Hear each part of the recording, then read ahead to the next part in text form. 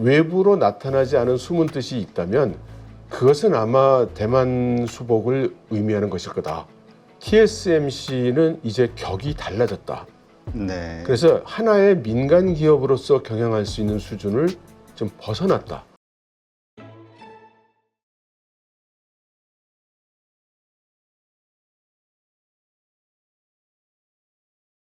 네, 오늘 모신 분은 이철 박사님이십니다. 안녕하세요. 안녕하세요. 네.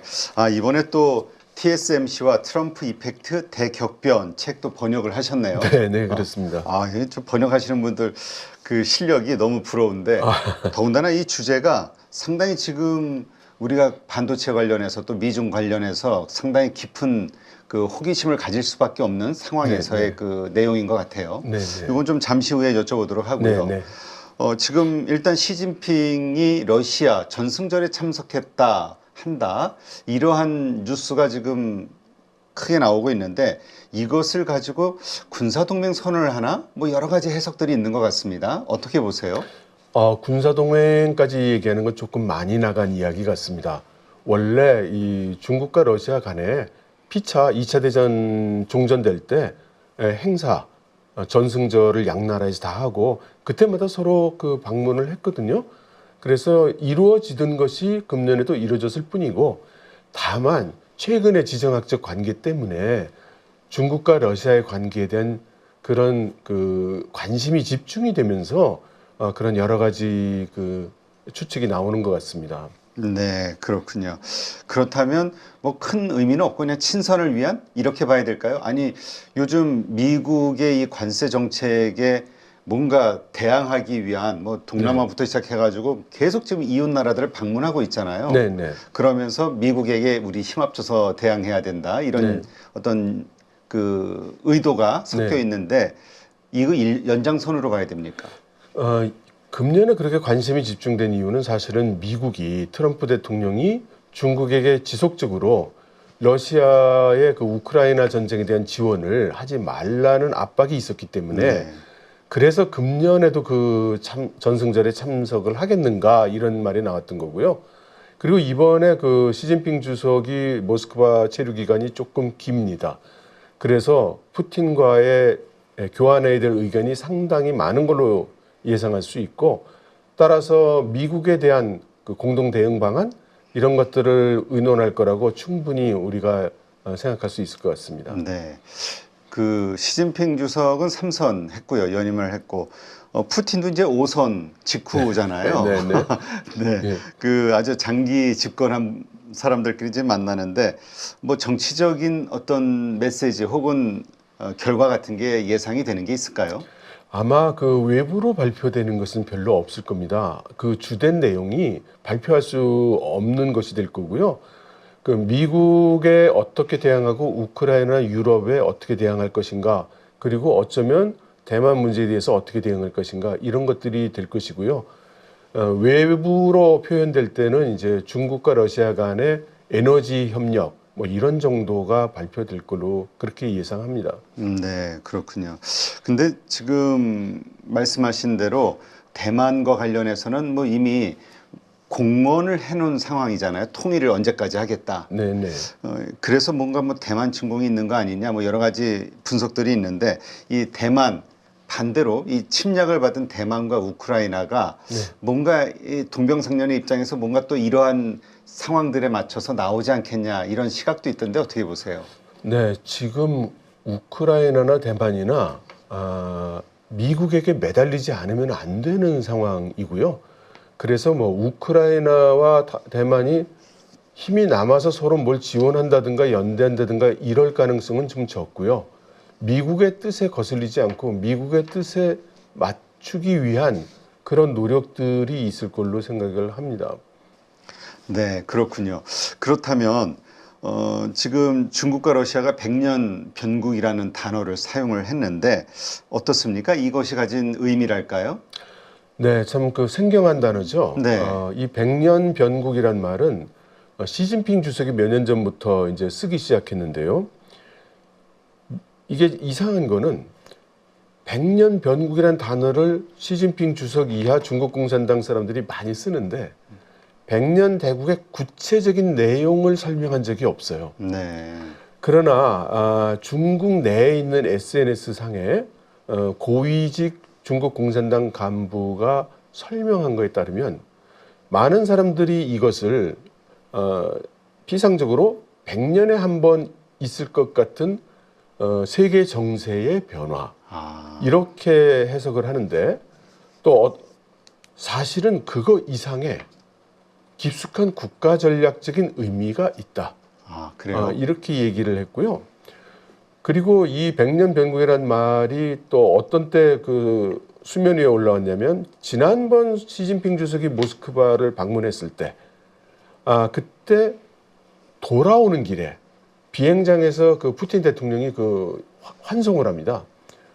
그래서 그때 두 사람이 악수를 하고 시진핑 주석이 비행기 트랩을 올리려다가 네. 다시 되돌아와서 푸틴 대통령한테 이렇게 얘기를 해요. 우리 러중 두 나라는 100년 변국을 맞이하는 이런 중요한 관건 시점에 와 있다. 네. 여기서 우리 두 나라가 같이 힘을 합쳐서 그 국가의 이 전략을 잘 이루어내자 이렇게 얘기를 하거든요. 그때 푸틴 대통령이 100% 동감이다 이렇게 얘기를 했어요. 네. 그래서 저는 이걸 어떻게 해석하냐면 외부로 나타나지 않은 숨은 뜻이 있다면 그것은 아마 대만 수복을 의미하는 것일 거다. 네. 그렇게 해석하고 있습니다. 그렇다면 그 말씀은 이제 러우 전쟁에서 러시아를 뭐 경제적으로 지원한 게 사실상 중국이었잖아요. 네네. 만약에 대만 침공 수복이 된다. 중국의 네. 입장에서 그런 일련의 행위들을 할 때 발생될 수 있는 세계의 압박 네. 이런 거에 대비해서 또 러시아가 좀 지원해 주기를 바란다. 거기에 동의했다. 이렇게 이해를 해야 될까요? 그렇게 봐야 될 거예요. 그러니까 러시아가 우크라이나와 전쟁을 할 때 중국이 지원하고 만일 중국이 대만 공격을 해서 미국과 무력 충돌이 일어나는 사태가 생긴다면 러시아가 그것을 지원하는 그걸 꼭 군사적으로 지원하는 것이 아니고요. 네. 지금 우크라이나 전쟁이 일어나고 유럽에서 긴장 상황이 조성이 되면 유럽에 있는 국가들이 아시아까지 군대를 파견한다든가 물자를 지원한다든가 하는 게 굉장히 어려워지겠죠. 네. 사실 중국 입장에서 그것만으로도 충분하거니와 중국은 러시아가 현재는 아직 완전히 자급자족이 안 되는 상태이기 때문에 러시아로부터의 에너지 보급이라는 게 또 엄청 중요하죠. 그렇군요. 그래서 대만과 우크라이나가 연대 지지하지 않을까, 성명이 나오지 않을까 이런 분석들이 나온 거군요. 예, 그런데 제 생각에는 그렇게 공개적으로 연대한다는 말은 못할 가능성이 큽니다. 그렇죠. 지금 힘들이 워낙 없고 네. 결국은 이제 미국의 눈치를 서로 보면서 트럼프 대통령의 뭐라 그럴까요? 결정만 바라보는 그렇죠. 상황이다. 네. 근데 요즘 돌아가는 거 보니까 그 푸틴 대통령도 처음에 트럼프 대통령이 좀 낙관했던 것처럼 그게 말을 잘 안 듣는 듯한 느낌이 드는 것 같아요. 저는 그게 하나도 이상하지 않습니다. 지금 우크라이나 전쟁 다 이겨놨는데, 그리고 유럽이 제대로 도울 힘이 부족하고, 미국도 지금 유럽까지 와서, 무력 전쟁을 지원할 여력이 전혀 없거든요. 네. 중국도 앞에 버티고 있으니까요. 그런데 푸틴 입장에서 뭐가 아쉽겠습니까? 그렇군요. 이렇게 중국과 러시아가 밀착이 되게 되면 우리는 또 괜히 불안해지잖아요. 네. 이 워낙 다 가까이 있는 대국들이기 때문에 네. 어떻습니까? 우리나라 외교 관련해서 이건 위기로 봐야 될까요? 아니면 이 가운데서 또 뭔가 기회를 찾아볼 수 있는 건가요? 뭐 위기와 기회는 동전의 앞뒷면 같거든요. 이것은 어느 한쪽이다라고 얘기할 수는 없겠죠. 그리고 러중이 됐던 미일이 됐던 주변 강대국이 서로 연대가 강화되는 것은 우리 같은 나라 입장에서는 결코 환영할 만한 상황은 아니죠. 네. 저희들의 입지가 그만큼 좁아드는 거니까요. 네. 하여튼 러시아, 뭐 북한하고 또 군사 동맹을 맺으면서 우리 긴장하게 만들었는데 네. 또 중국과 대만 이렇게 되면 뭐 복잡해지잖아요. 우리 뭐 주한미군이 결국은 중국을 향하게 될 것이다. 그러면 또 우리도 뭐 거기에 그 확전으로 참여될 네. 수밖에 없다. 이런 걱정들을 하는 상황이라 네. 참 어려운 상황이 될 수도 있겠네요. 네, 그렇습니다. 저는 개인적으로 만일 그 양안 전쟁이 일어나면 한국이 휩쓸려 들어가는 건 거의 100%라고 생각하고 있습니다. 네. 근데 그 트럼프 대통령은 지금 북한 김정은에게 계속 좀 만나자 아니면 네. 뭐 뭔가 자꾸 제스처를 취하고 있잖아요. 네. 관계 개선을 위한 네. 뭐 핵도 인정을 해주는 듯한 느낌이고 이런 것들이 중국을 포위하기 위해서라는 분석도 있는데 제가 생각할 때는 네. 지금 트럼프 대통령 입장에서 북한은 아직 순서가 아직 차례가 멀었다. 아직 안 온 것 같습니다. 음, 일단 중국을 어느 정도 해결해 놔야 그 다음에 이제 북한을 어떻게 하든지 말든지 할 것 같아요. 네, 그렇군요. 어쨌건 이렇게 되면은 이제 G2 체제가 붕괴되는 거 아니냐. 그러면서 이제 신냉전 시대가 열리는 거 아니냐. 또 네. 이런 분석들이 있는 것 같은데요. 네, 네. 지금 그렇게 우려하는 분들이 굉장히 많습니다. 그리고 사실상 소위 신냉전 체계로라고 이야기하는 국면은 이미 수년 전에 형성이 된 거고 최근에 다만 수면 위로 올라왔을 뿐이라고 그렇게 봐야 할 것 같습니다. 네.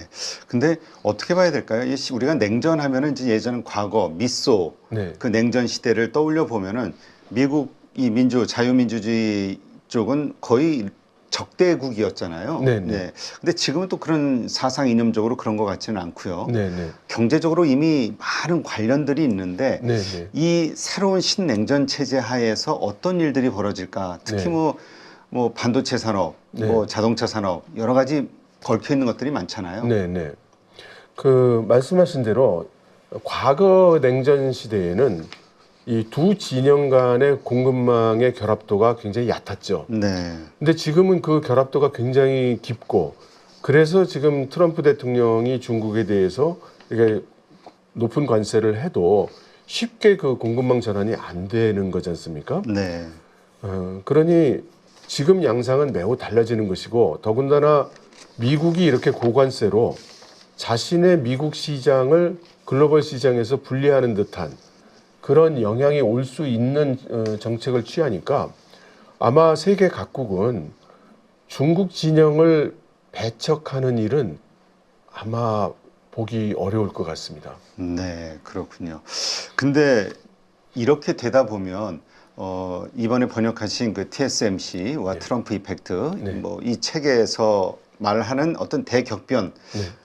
중국이 대만을 침공한다면 우리 과거에 몇 년 전에 나왔던 이야기가 TSMC 폭파해야 된다. 뭐 예, 미국에서 나온 얘기잖아요. 네, 네. 이 TSMC가 도대체 어떻게 될까? 네, 영향력이 지금 상당히 커진 상황이잖아요. 세계적으로. 그렇습니다. 그래서 지금 이 콜린 황, 이 양반은 어떻게 이야기를 하냐면 TSMC는 이제 격이 달라졌다. 네. 그래서 하나의 민간 기업으로서 경영할 수 있는 수준을 좀 벗어났다. 아, 그래서 지정학적인 상황과 이제 독립적이 되려고 해도 될 수가 없는 그래서 두 가지 상황이 가능한데 하나는 힘이 없는 자가 너무 귀중한 걸 가지고 있으면 두들겨 맞고 뺏길 수 있다는 그런 그렇죠. 두려움과 네. 이 하나 있고 또 하나는 이거를 놓치면 그러면 자기가 쓸모없는 존재가 돼서 또 취급을 못 받는 이런 그 딜레마가 있다는 거죠.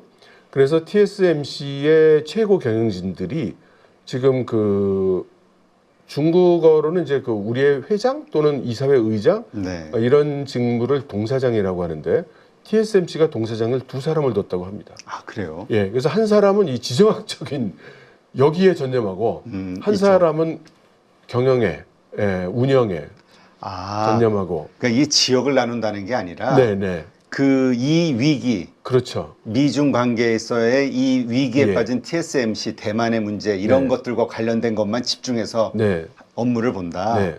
네. 그리고 또 하나는 이제 많은 분들이 이제 TSMC가 독일이나 일본이나 아리조나로 그 공장을 새로 만드는 거에 대해서 압박을 받아서 할 수 없이 네. 그 세운다고 보는 의견들이 많은데요. 그렇죠. 최초에는 그랬던 것 같아요. 네. 그런데 중간에 이러고 있다가 정말 공격받을 수 있겠다.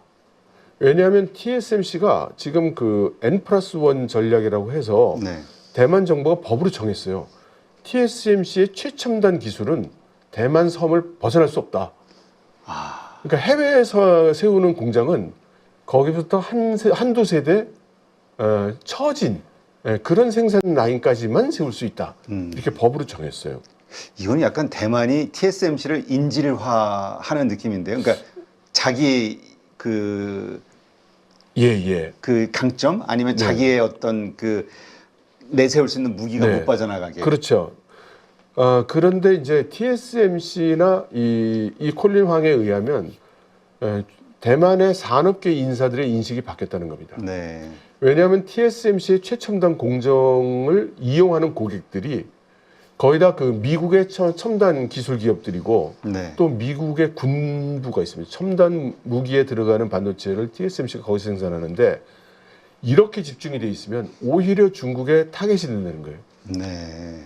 그러면 지금 중국은 미국의 기술 제재로 인해서 첨단 반도체를 지금 전혀 못 쓰고 있거든요. 그렇죠.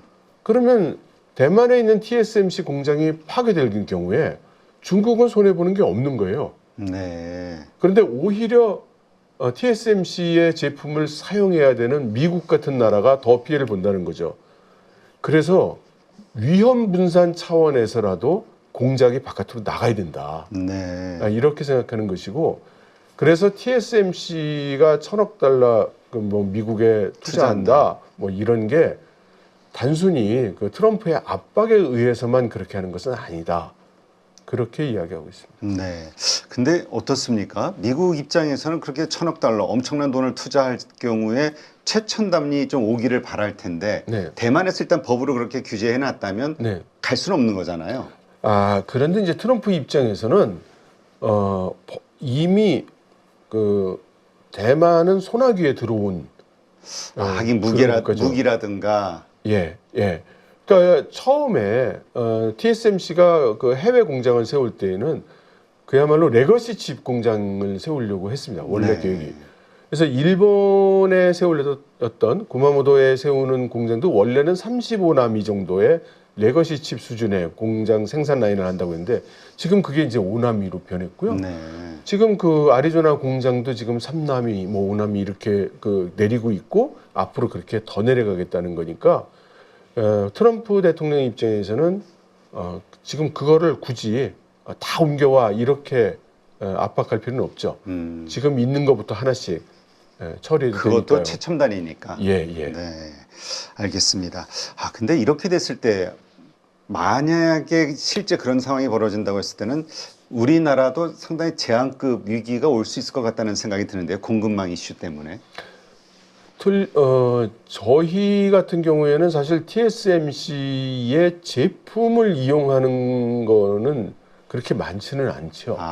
그런데 거꾸로 우리는 TSMC의 SK 하이닉스가 HBM을 굉장히 많이 팔고 있기 때문에 그것 때문에 여태까지 우리나라가 대만의 무역 적자를 보고 있었는데 지금 흑자로 바뀌었거든요. 네. 그래서 그런 일이 일어난다면 우리나라로서는 상당한 충격을 받을 수밖에 없죠. 네.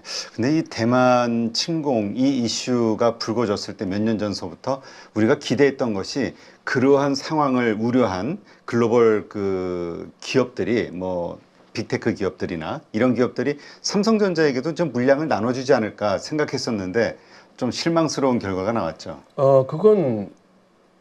그것은 제 생각에는 그건 온전히 삼성의 잘못입니다. 그 기회를 못 살린 건. 그렇죠. 그러니까 고객사들이 삼성에게도 기회를 주고 싶어 했고 지금도 주고자 하고 둘째로는 TSMC도 삼성의 파운더리가 생존하기를 바랍니다. 지금. 네. 그러니까 TSMC의 생각은 뭐냐면 혼자만 파운더리를 하고 있으면 고객들의 이제 방어가 시작된다는 거예요. 네. 자기들이 자기들의 종속도가 커지니까 그래서 2등, 3등 정도는 있어주는 게 자기들이 좋다. 전략적으로. 네. 그 대신 자기들은 한 7, 80% 먹고 2등, 3등은 뭐 조금만 먹고 이런 국면이 되는 게 TSMC 입장에서는 베스트다. 네. 그렇게 이야기하고 있습니다.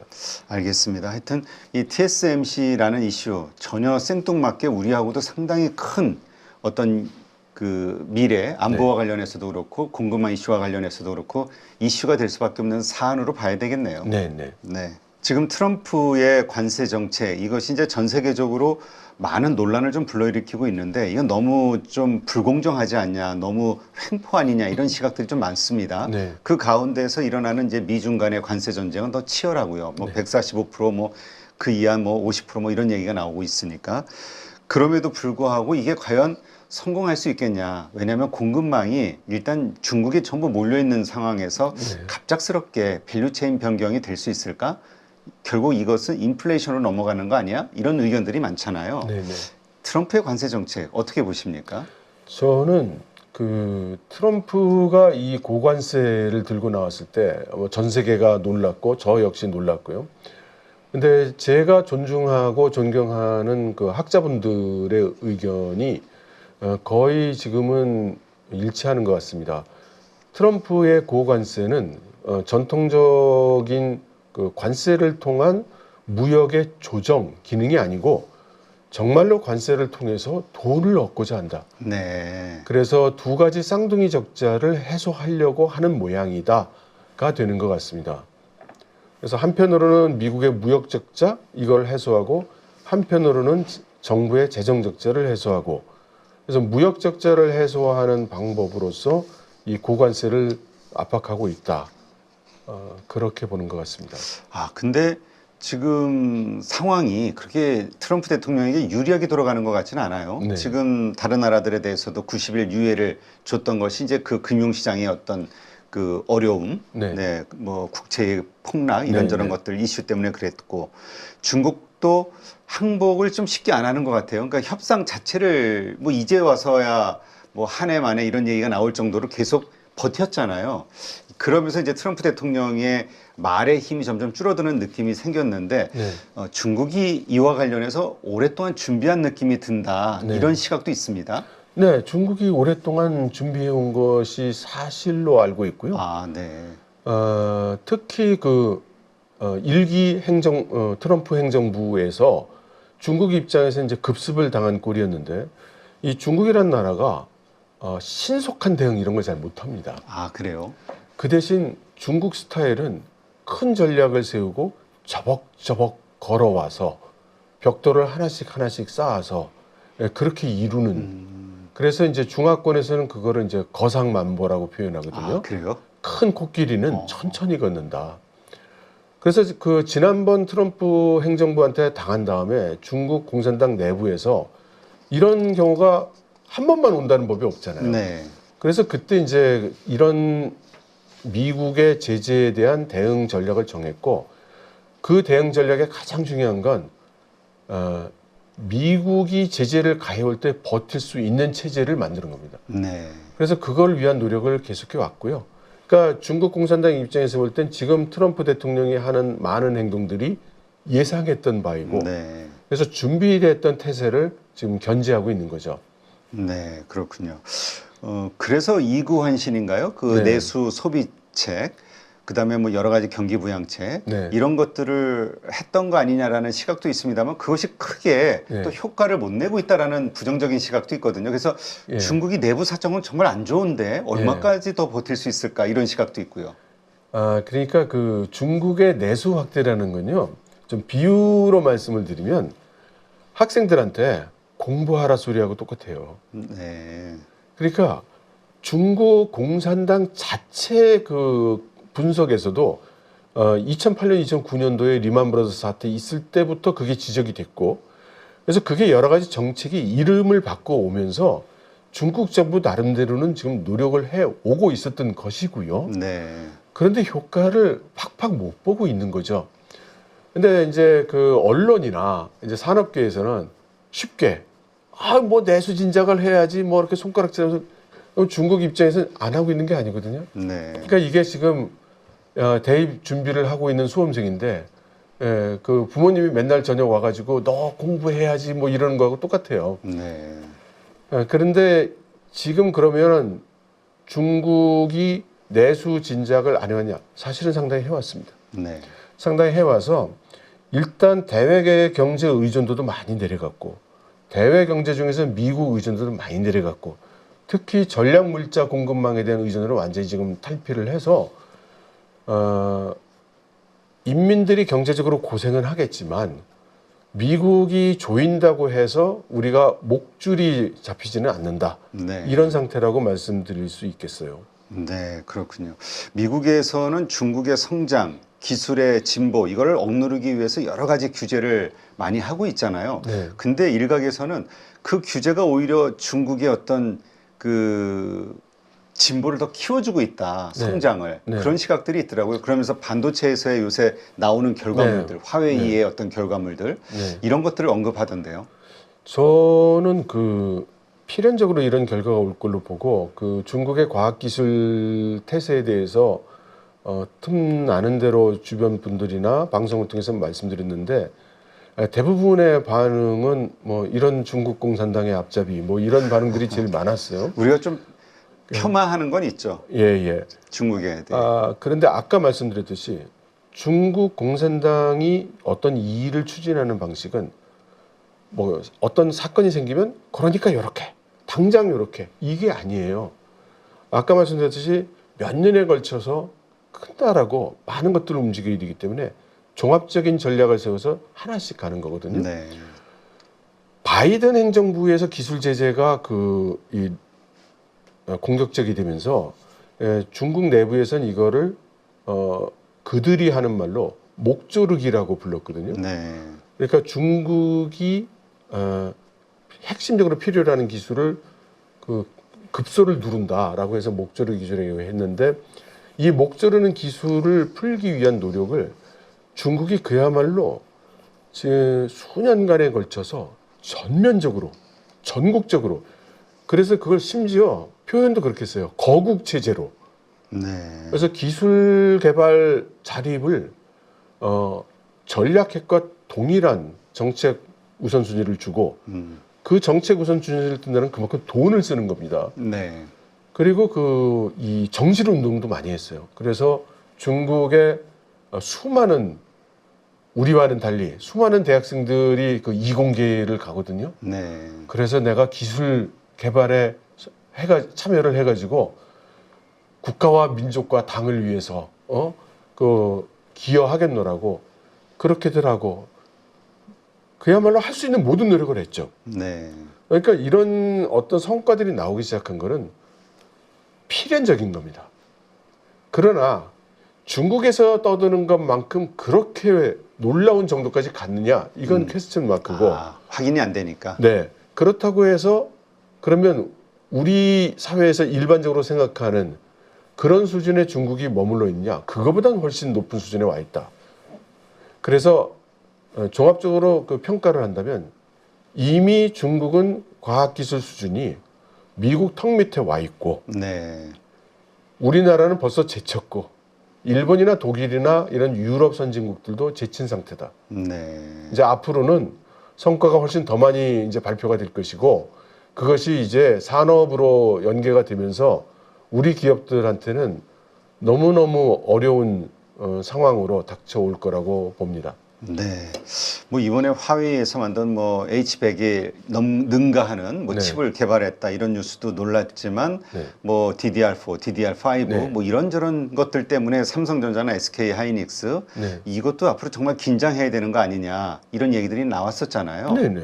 근데 아까 이제 대만 침공의 어떤 이유 중에 하나가 네. TSMC의 기술력, 네. 그다음에 그런 어떤 공급망 네. 이런 거였다면 이렇게 자체적으로 기술이 많이 발전하고 네. 자체적으로 막 성장을 한다고 했을 땐 TSMC의 전략적 가치가 좀 떨어질 것 같기도 하고요. 네. 그러다 보면 또 이 대만 침공에 대한 전략이 수정되는 거 아닐까? 이런 생각도 드는데요. 저는 그 TSMC의 전략적 가치를 이제 얘기하시는 분들이 많아요.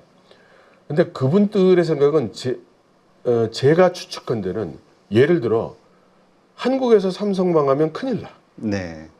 대만은 TSMC 망하면 큰일 나. 근데 TSMC가 기술력이 너무 좋아. 네. 미국을 비롯한 서방 세계의 관건이 될 수 있어. 그래서 시진핑 주석이 그걸 갖고 싶어서 대만을 공격한다. 예, 이런 식으로 말씀을 하시는 분들이 계시는데요. 제가 생각할 때는 전혀 우선순위가 바뀌었습니다. 만일에 중국 공산당 입장에서는 이런 딜을 한다면 너무 행복할 거예요.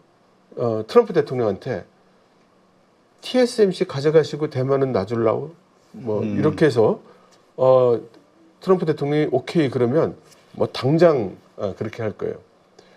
그러니까 중국 공산당에게 있어 대만 수복, 대만 통일이라는 의미는 TSMC의 첨단 반도체 기술보다 훨씬 더 중요하다.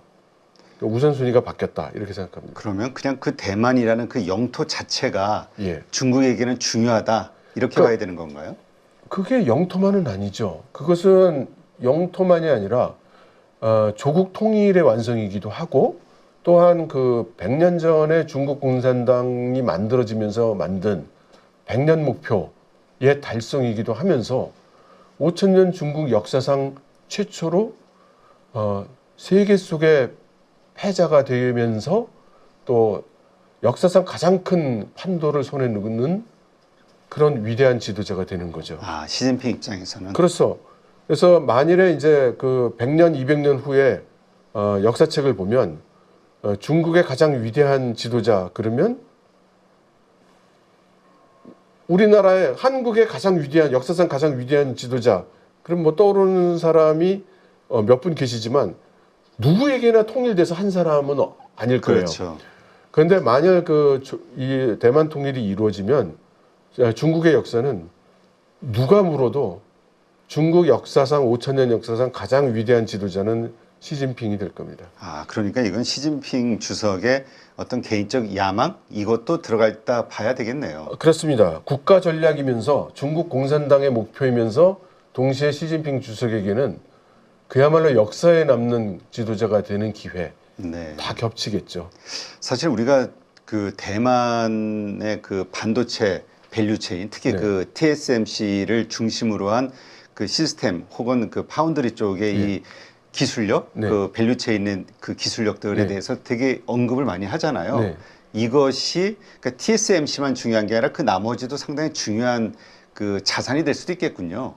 대만의 입장에서는 나머지라는 게 어떤 거 그 말씀이시나요? TSMC와 협력하는 업체들 기술력을 가진 그렇죠. 그것도 중요한 점인데요. 이 책에서도 지적을 하고 있는데 대만의 지금 ICT 산업이 지금 엄청 발달했습니다. 네. 우리가 지금 잊어버리고 있는데 언제부턴지 우리나라에서는 서버를 만든다든가 네. 과거 정보 산업에 나오던 제품들을 생산하는 기업이 없어졌어요, 지금.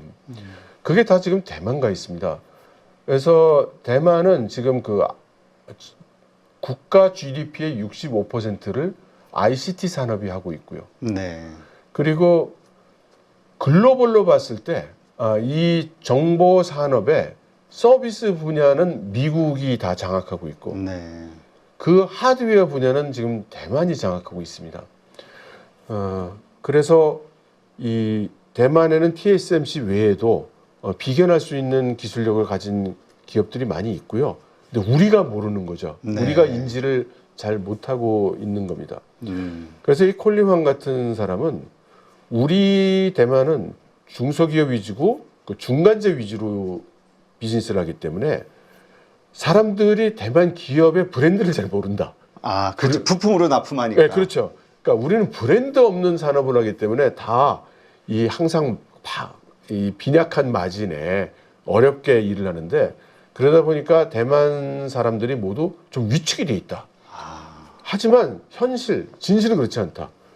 전 세계 정보 산업의 그 하드웨어를 장악하고 있는 게 우리 대만이다. 그래서 우리는 지정학적으로도 이걸 국가 전략적으로도 이걸 충분히 발휘해서 레버리지로 사용해야 된다. 네. 이렇게 주장을 하고 있죠. 진짜 언제 제가 들은 기억에 의하면은 정확한 수치는 기억 안 납니다만 전체 반도체 세계 네. 반도체 시장에서 우리 삼성과 SK를 가지고 있는 우리보다도 네. 그 대만의 점유율이 훨씬 높다고 들은 걸로 기억이 나거든요. 그 실례로요. 그 대만의 주식시장 그 시가총액이 우리나라 주식시장 시가총액보다 커요. 아, 그래요. 예. 근데 우리는 대만을 좀 우습게 하는 경향이 있죠. 그렇죠. 인구도 그렇고 영토도 그렇고 네. 작다 이렇게 생각하는데 네. 반도체 기술과 관련해서는 강국이다 이렇게 봐야겠군요. 네, 그렇습니다. 네.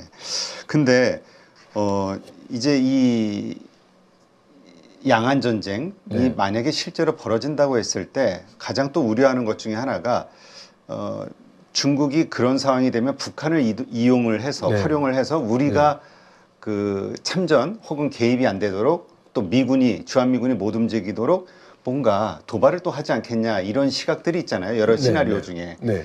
이럴 경우 또 우리 입장이 좀 난처해질 것 같은데요. 네.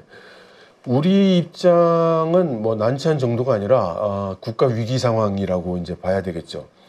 그리고 무엇보다도 지금 우리 국가적으로 어떤 합의를 이룬 그 대안 또는 방향성이 현재는 없다는 게 지금 큰 문제입니다. 그러니까 지금 그 우리나라 같은 경우에 이제 여야가 여기에 대한 의견이 극명하게 다르고 그리고 여기에 대한 어떤 논의나 분석이나 이런 것들이 충분히 돼 있지 않은 상태여서 한마디로 가장 최악의 상황, 아무 전략이 없는 상황이라고 볼 수 있습니다. 네, 이러한 것들이 이제 우리가 가지고 있는 리스크라고 네. 좀 봐야 되겠네요. 이 단순히 그 북한에 대한 리스크만이 아니라 네. 지정학적 리스크 네. 이렇게 봐야겠네요. 네, 네. 근데 일각에서는 또 지금 북중 관계가 상당히 안 좋잖아요. 그리고 이건 네. 일시적인 게 아니라 전통적으로 상당히 안 좋았다. 네. 속으로는. 네. 그렇기 때문에 그 북한도 미국의 어떤 여기에 대비한 미국의 어떤 유혹 혹은 네. 뭐 관계 개선 이런저런 것들에 의해서 뭔가 중국하고 손을 잡는 일이 있을까에 대한 또 기대감도 있더라고요. 그 이제 제가 볼 때는 중국, 러시아, 북한 모두 서로 사이가 좋은 거 아닙니다. 근데 이제 필요가 네. 상황이 이제 협력하게 만들고 있는 것이죠. 그래서 그 모습이 어떤 때는 이제 국가 간에 툭탁거리는 모습이 나타나고 어떤 때는 굉장히 그 친하게 지내는 것 같은 모습이 나타나는 것인데 혼란스러울 때는 좀 멀리서 높이서 길게 보는 것이 정확하다고 생각합니다. 그러면 그런 그 시각에서 봤을 때 이 3개국이 서로 불화를 일으키거나 할 가능성은 매우 적습니다. 아, 네. 네. 그렇군요. 그러니까 우리가 그 너무 그 경우의 수, 네. 경우의 수를 낙관적으로 봐서는 안 되겠다. 이렇게 그러니까 아주 냉정한 최악의 상황을 상정하고 말씀하신 대로 우리 내부의 어떤 원칙, 예. 대응책 이런 것들이 좀 미리 합의가 좀 돼 있어야 되겠군요. 네, 네, 그렇게 네. 생각합니다. 근데 어쨌건 그 이 밸류체인에 의해서 중국도 지금 상당히 뭐 항만항에 네. 항만에 뭐 컨테이너가 쌓여 있다 뭐 네. 이런 이야기도 있고 되게 힘든 것 같아요. 네. 뭐 대미 수출이 45% 급감했다는 분석도 나오고 네, 하지만 미국도 인플레이션 때문에 상당히 힘들 것이다. 네. 그래서 이게 서로가 피를 흘리는 상황에서 누가 먼저 손을 들 것이냐 막상막하다 이런 분석도 있던데요. 그렇죠. 근데 저는 이렇게 보죠. 두 나라가 어느 정도 준비되어 있는가를 판단한다면 네. 중국은 아까 말씀드린 대로 8년에 걸쳐서 준비해 아. 온 나라고 네. 미국은 사실 그런 준비 없이 지금 이 상황에 부딪히고 있는 나라이지 않습니까? 다만 미국은 뛰어난 나라고 이 대응 탄력성이 충분히 좋은 나라니까 많은 그 좋은 정책을 피겠지만 이런 그 공급망에서의 흔들림이라는 거는 단박에 안 됩니다. 제가 하나 예를 들어드리면요. 제가 자주 가던 지방 중에 이제 중국의 산시성이라고 있습니다. 네. 거기 그 태안에 그 폭스콘의 그 애플 하청받는 공장이 있었어요. 근데 그 공장이 그 순수한 직공만 따지면 한 7, 8만 명 정도예요. 근데 그 연대되는 공장과 이런 걸 다 합치면 거기서 만들어진 단지에 35만 명이 들어갑니다. 네. 그러면 이 35만 명짜리 공장이 인도로 나가려면 이게 단박에 갈 수가 없어요. 그렇죠. 그러면 35만이면 우리나라로 치면은 분당을 반짝 어느 날, 이거를 이제 우리 세종시로 가서 붙이자. 그래가지고 세종시로 분당을 전부 옮기는 거예요. 그럼 분당에 살던 사람들이 각자 사정이 다 있을 거 아닙니까? 그렇죠. 그 어떻게 그거를 뭐 1, 2년 만에 갈 수 없잖아요. 그래서 지금 보통 당시에 바이든 시절에 얘기했던 게 최소한 7년에서 8년 걸린다고 얘기를 했던 겁니다. 네. 그래서 지금 트럼프 대통령이 마음은 급하겠고 또 상당수 중요한 핵심 그 외국 기업들은 중국에서 이미 철수를 했지만 남아있는 그 포션도 굉장히 크고 단기간 내에 옮길 수 없기 때문에 그 미국의 고통 쪽이 시간이 가면 적어질지는 몰라도 적어도 단기간 내에는 미국 쪽 고통이 더 훨씬 클 거라고 봅니다. 네. 그리고 중국에서 미국으로 지금 못 팔아서 지금 문제가 생긴 부분들이 대부분 경공업이에요. 아, 그래요? 소비재고요. 소비재. 예. 그런데 사실은 이런 면도 있어요. 중국은 지금 소비재 과잉 생산이에요. 그렇죠. 그러니까 방법이 뭐가 되든 국가 경제 전략을 세우는 사람 입장에서는 좀 정리가 돼야 돼요. 아, 여기서 이럴 시기에 오히려 저는 그런 의심을 좀 갖고 의심의 눈으로 조금 봅니다. 이번 기회에 뭐 생색은 잔뜩 내고 미국이 그래서 그래라는 좋은 명분이 있으니까 이번 기회에 조금 정리를 해서 좀 구조조정을 하는 계기로도 삼지 않을까 그런 생각도 좀 듭니다. 네. 하여튼 돌아가는 상황 보면 여러 가지 면에서 중국은 말씀하신 대로 좀 준비를 해서 그런지 약간 더 여유가 있는 듯한 느낌이긴 하네요. 네. 미국이 좀 조급한 네. 그런 느낌이 들고요. 네. 이러한 그 미중 관세 전쟁의 이 지지부진함, 그로 인해서 생기는 여러 가지 금융 시장의 불확실성, 그다음에 국채에 대한 변동성, 여러 가지 것들을 보면 미국이 좀 타격을 많이 받는 것 같고요. 그러다 보니까 정말 이게 관세로 인해서 그 재정 적자를 메꾸려는 트럼프의 목적, 이게 정말 달성될 수 있을까? 첫 번째. 그다음에 두 번째는 된다 해도 그게 정말 미국 경제에 도움이 되는 걸까? 예. 예, 반대 해를 네. 입는 경우도 있으니까 인플레이션이라든가 이런저런 의심의 질문들이 막 올라오고 있거든요. 어떻게 보십니까?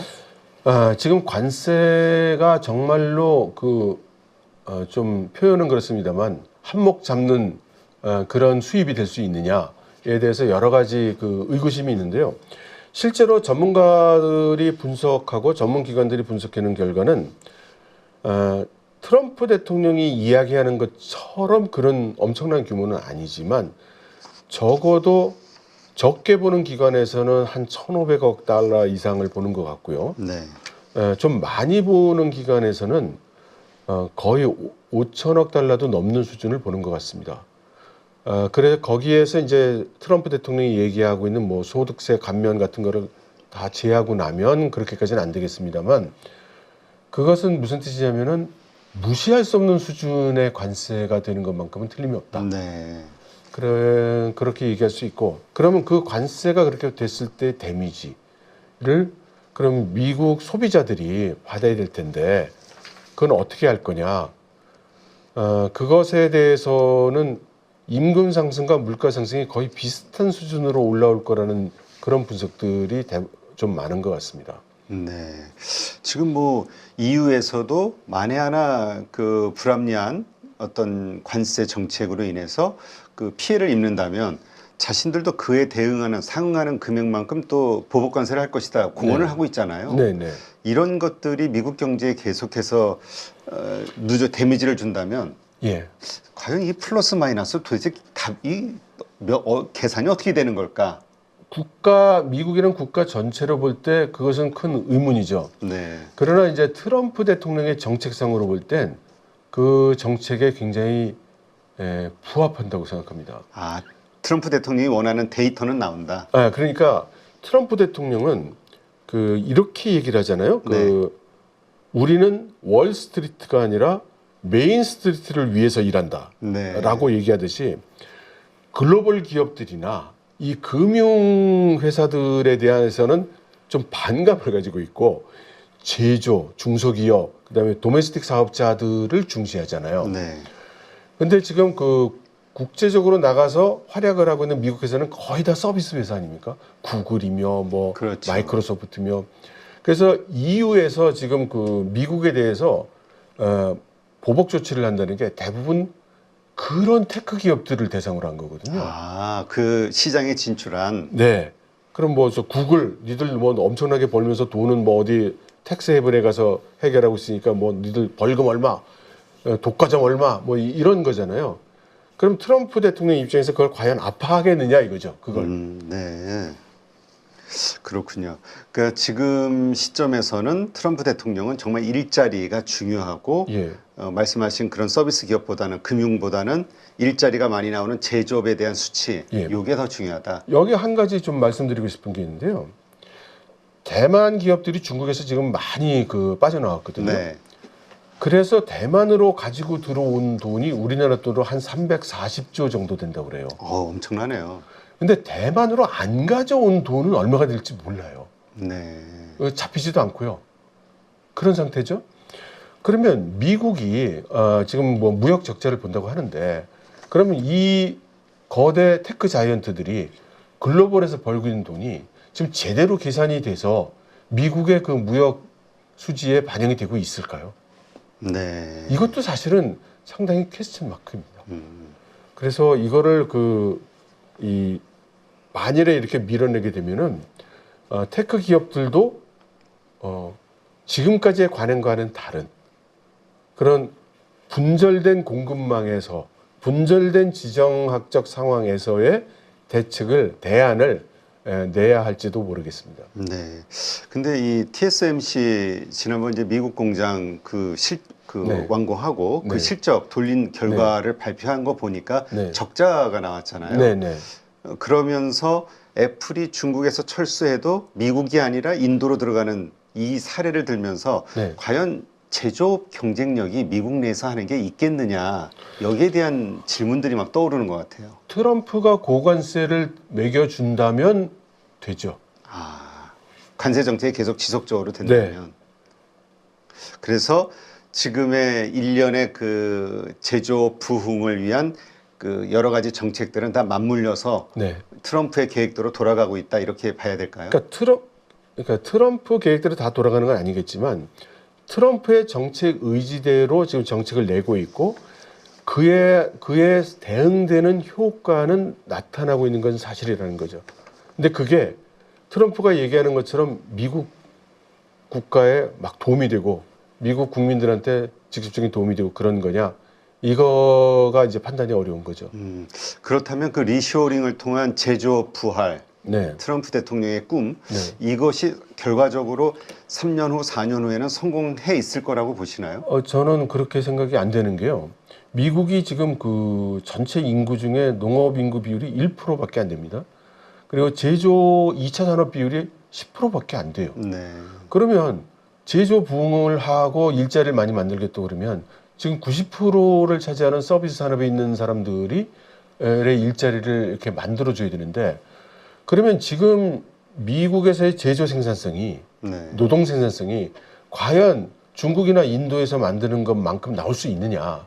그게 안 나온다고 다 보기 때문에 제3국으로 가든지 또는 미국 안으로 들어오더라도 거의 전자동화된 무인 공장 같은 공장이 될 거라고 얘기를 하는 거거든요.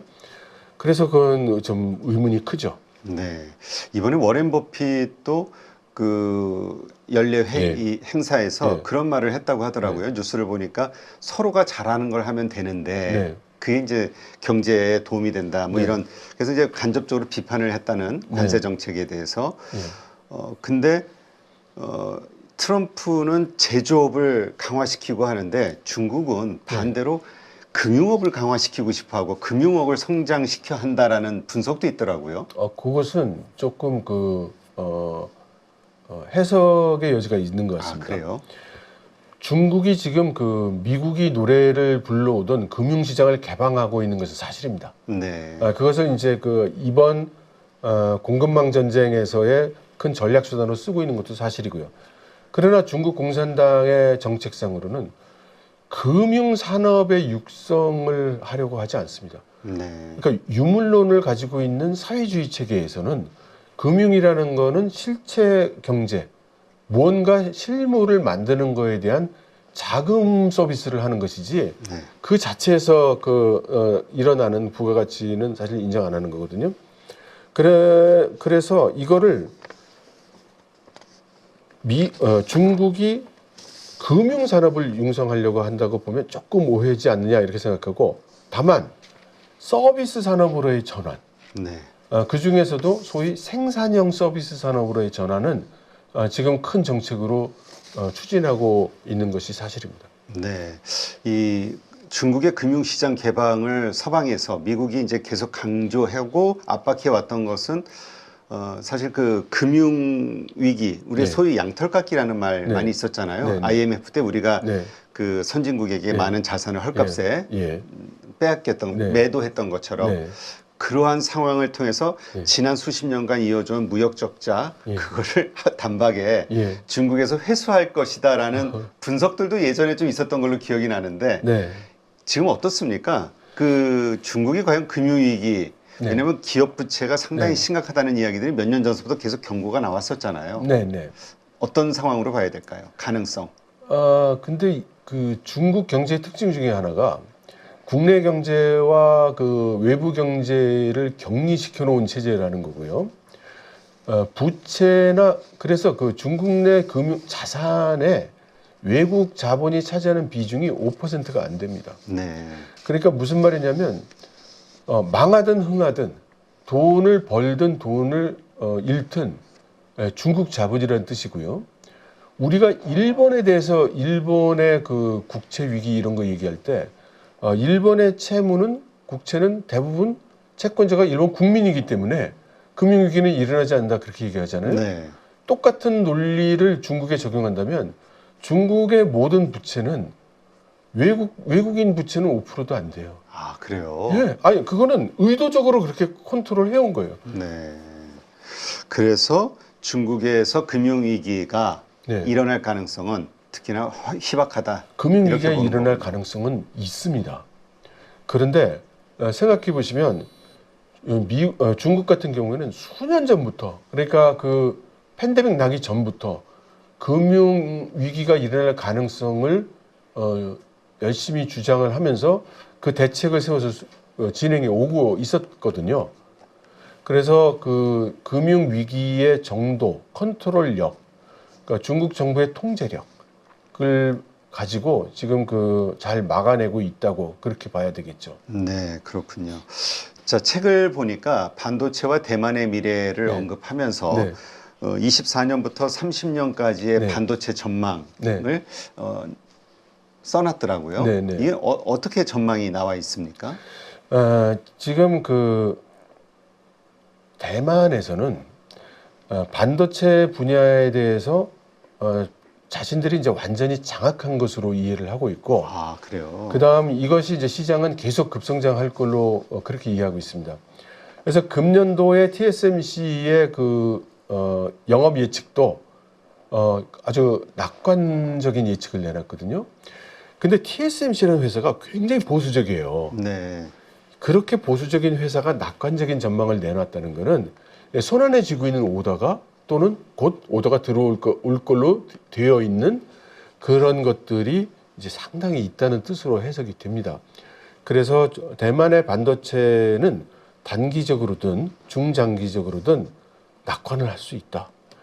다만 이 양안 전쟁 리스크가 그게 이제 제일 큰 리스크인 거죠. 그렇죠. 그런데 그 TSMC하고 이제 인텔 간의 연합에 대해서 계속 네. 여러 시나리오들이 좀 시장에 네. 나오고 있잖아요. 네. 어떻습니까? 미국의 입장에서는 반도체 이걸 전략적으로 키우기 위해서 인텔을 상당히 키워줄 거라는 게 사실 작년까지, 네. 작년 초반 중반까지만 해도 그런 생각들이 시장에 가득했었는데 인텔은 상당히 갈수록 어려워지는 것 같고요. 그러니까 아무리 지원을 해줘도 아무리 돈을 밀어줘도 그런 고도기술이라는 게 팍팍 나오는 게 아니죠. 그래서 지금 TSMC는 어떤 식으로 보고 있다고 이 콜린 황이 얘기를 하냐면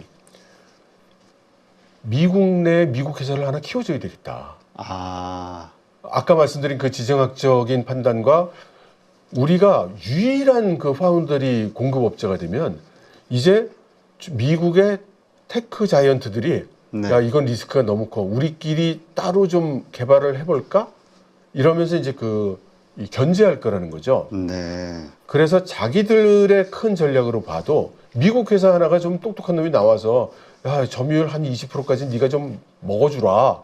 이게 이제 그 TSMC의 입장이거든요.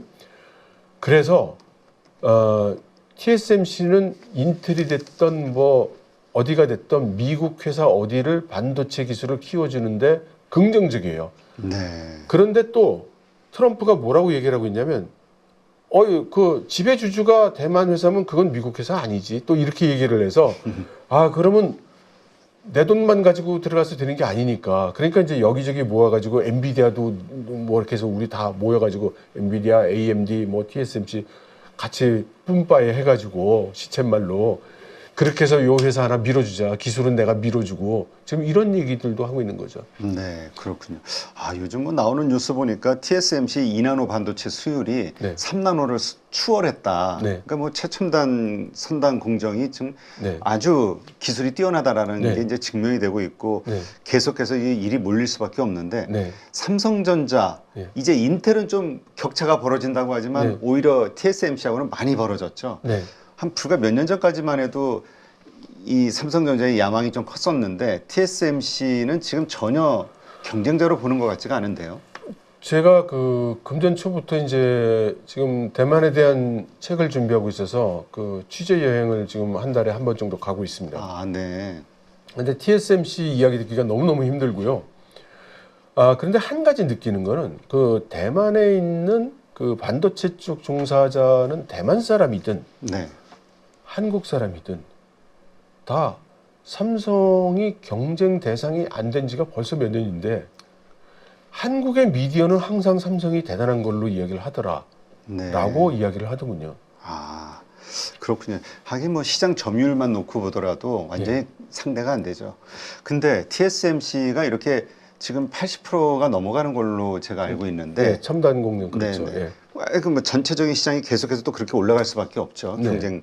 그러다 보면 그 가장 무서운 그 뭐죠 독과점 이슈가 나오지 않을까. 네. 그러면서 어떤 식으로인가 TSMC의 그 리스크로 부각이 네. 되지 않겠냐. 이 압도적인 시장 점유율이 이런 시각은. 그래서 아까 말씀드린 것처럼 TSMC는 지금 경쟁자가 있어주기를 원하고 오히려 좀 가져갈 수 예, 있는. 없으면 좀 지원해서 만들어줘야 되는 생각까지 지금 하고 있는 거죠.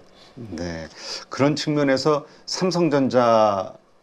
삼성전자에서도 칩을 TSMC 칩을 모바일에 뭐 저 핸드폰에 적용했다 이런 뉴스를 본 적이 있는데 네, 네. 뭔가 협력이 일어날 가능성이 있을까요?